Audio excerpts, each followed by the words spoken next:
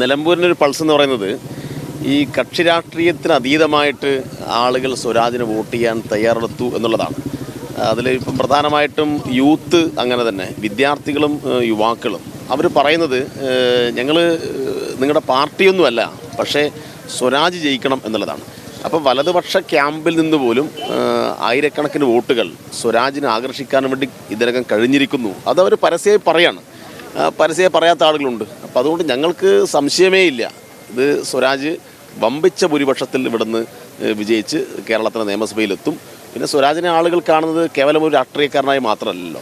നിങ്ങൾക്ക് തന്നെ അറിയാവുന്ന കാര്യമാണ്, സ്വരാജിനെ കേരളത്തിലെ ഏറ്റവും പ്രധാനപ്പെട്ട ഒരു സാംസ്കാരിക നായകനായിട്ട് ആളുകൾ കാണുകയാണ്, എഴുത്തുകാരനായിട്ട് കാണുകയാണ്. അവരുടെ ഒരു പ്രധാനപ്പെട്ട ആളായി ഈ ലോകരാഷ്ട്രീയമാകെ വിശകലനം ചെയ്യുന്ന അങ്ങനെയെല്ലാമുള്ള ഒരു വലിയ നിലയിലാണ് സ്വരാജിനെ കാണുന്നത്. അപ്പം അങ്ങനെയുള്ള ഒരാൾ നിലമ്പൂരിൻ്റെ പ്രതിയാവുക എന്നുള്ളത് നിലമ്പൂരിന് എല്ലാവരുടെയും ഒരു അഭിമാനകരമായിട്ടുള്ള കാര്യമാണല്ലോ. അപ്പോൾ ആ അർത്ഥത്തിൽ പൂർണ്ണമായും സ്വരാജിനെ ഈ മണ്ഡലം ഏറ്റെടുത്തിരിക്കുന്നു എന്നുള്ളതാണ്.